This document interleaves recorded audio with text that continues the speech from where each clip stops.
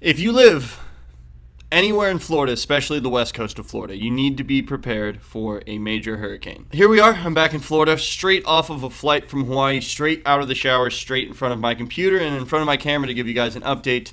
I don't want to play this up, but we are experiencing history in the making, and we're witnessing a track and a prediction the likes of which we've never seen before. This is something everyone who lives in Florida, and honestly other southern states like Georgia and Alabama as well, need to at least keep an eye on. It's always better safe than sorry. If these current predictions come true, which obviously they rarely do, you do need to be ready. And while I'm here saying that they rarely do, there's also some strong models that give us a good idea of what we're going to expect. One thing that you absolutely cannot knock or exaggerate is how big this storm is. From a satellite, this is an absolute monster. And it's about to move into the most favorable conditions for a hurricane on the entire planet, the warmest water of the Gulf of Mexico. And another thing that we're going to need to look at is the fact that they're expecting it to stall offshore. If a hurricane is moving slower, it gives it more time to strengthen. Obviously, if a hurricane is moving slower, that's more time that people are going to experience hurricane force winds. So the best thing that we can do right now is probably start looking at some models. All right, there she is. There she is. Florida is now just starting to see the first bands from this storm. From here on out, it's hurricane weather in Florida, at least where I'm at. I'm located in Pinellas County, which is right there. So as you can see, it's a monster. It looks a lot like a hurricane. This is the third update that I've done in 3 days. If you go look back at the prior updates, you can see that the storm looked nothing like this even yesterday. If you look at it on the satellite, on the National Hurricane Center, nhc.noaa.gov, you can see that it is currently ramped up to 100 miles an hour. If you look at the wind speed probabilities, 90% chance of tropical storm force winds for where I'm at right now. Arrival times, this is the earliest that we're going to see tropical storm force winds. So Tuesday night, overnight Wednesday. Wednesday is going to be crazy for the state of Florida. If you look at the potential rainfall, you'll see that there's this blob that's moving closer and closer to shore that's predicting 15 to 20 inches of rain, which is absolutely insane. We're going to go to some other models. We're going to check out the GFS model run really quick, showing this thing moving in the Gulf.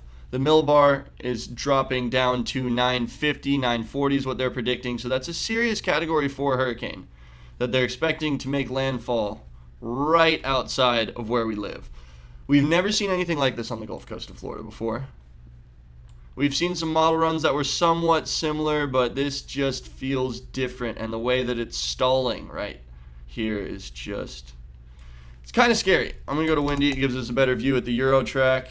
That's where the storm is right now at the time that I'm filming this video, Monday, September 26th at 7:08 p.m. here in Florida. One of the main reasons that I like making videos about hurricanes, besides the obvious fact of just trying to inform you guys so that you guys can stay safe, is that I do this because I enjoy it. There's a lot of other weather enthusiasts out there that do it because they enjoy it. Mike's weather page is one of the main people that I look to for an opinion, because that's all of us are doing that follow these hurricanes, that follow the weather. We're just forming opinions on what we've seen in the past and on, predictions on what we think is going to happen. But the thing is, with people like myself and Mike and other weather enthusiasts, is we do this because we're passionate about it. It's not like we're weathermen reading off of a teleprompter, just giving you the information that we're told. We're not doing this for a paycheck. We're doing this because we would do it either way, whether we were making $1 or whether we were making $100. Another cool part about hurricane videos too is we donate proceeds from these videos, from the ad revenue, straight into wherever is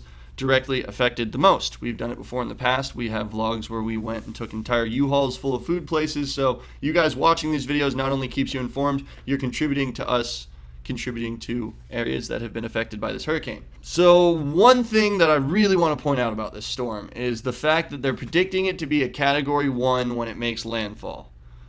Even if that's the case, I've never seen a storm go from a Category 4 to just, for some reason, it turns into a Category 1 hurricane in the most favorable conditions on the entire planet. You shouldn't look at the fact that it could potentially be a Category 1 upon making landfall as a reason to not worry about this. Because if it turns into a Category 3 or a Category 4, we will see Category 3 and Category 4 storm surges even though it's making landfall as a Category 1, because that effect on the ocean and that movement has already taken place, and it's already displaced so much water and pushed so much water onto some parts of Florida, sucking water out of other places. The scariest thing about Irma that I remember, Okay, look at this thing stalling. I'm sorry, I'm just kind of at awe at this model run right now. I've said this a million times, I'm going to say it again. If you are south of where the eye hits land, that is where is going to be affected by this storm the most. So all the storms in the past that we thought were going to directly hit Tampa Bay have sucked east across the state of Florida. It's just something that hurricanes do for some reason. Once they get close enough to land, it seems like they get pulled onto the land. So if you want my guess, historically, I think that it's going to cross over Florida south of Tampa Bay. That's kind of what I'm hoping for. If it passes north of Tampa Bay like this, it will be catastrophic for the Tampa Bay area. That's still days away. We still have plenty of time, but it's something really to watch. Like I said, Monday, that's where we're at right now. Tomorrow is going to be a big day because it's going to move into the Gulf tomorrow evening, and we're really going to see how much strengthening this thing's going to do before it hits Florida. Because once it enters those warm Gulf waters, I'll say it again, the most favorable conditions for hurricanes on the planet. So this is something we have to watch. We've never seen models like this before. We've never seen flood maps like this before. I'll see what else I have pulled up that I can show you guys. See, look, there we go. This is from the National Hurricane Center themselves. This is an update today at 5 p.m., 2 hours before I recorded this. Obviously, these are going to change, but to be getting up to 10 feet of peak storm surge forecast 4 days before the hurricane, or 3 or 4 days before the hurricane's even here, is crazy. I'm located right there where the worst storm surge is expected. It's still too early to tell, but wow, it's pretty mind-blowing just looking at these models. I'm almost in disbelief, and things are going to change. We're going to see track shifting back and forth, like Mike has said before. It's like the windshield wiper effect. When we don't really know where the eye of the hurricane is, the track shifts because the track is drawn according to the eye of the hurricane. So as a hurricane develops, sometimes that eye wall will shift around a little bit within the hurricane. And like I said, this is all predictions based off of historical data, off of models that have been put together by people who are much smarter than myself. So it's good to have these models. It's also just something that you have to watch, like pulling up the radar. Like just look at this. Just watch that. Like what else? What can really be said about a storm like that entering the Gulf besides absolutely be ready? Something I was going to bring up when I was talking about the storm surge before I got sidetracked at just watching that model run play out and watching that thing stall in the Gulf for multiple days is that during a record high tide, I witnessed the lowest tide that I've ever seen in my entire life. And that's because the fetch of the hurricane was pulling all of this water offshore. So as you can see, when the water gets pulled offshore, it doesn't flood. If you're on the south end of the hurricane and the wind is blowing onshore like that, you will see record flooding for the Gulf Coast of Florida if this track plays out.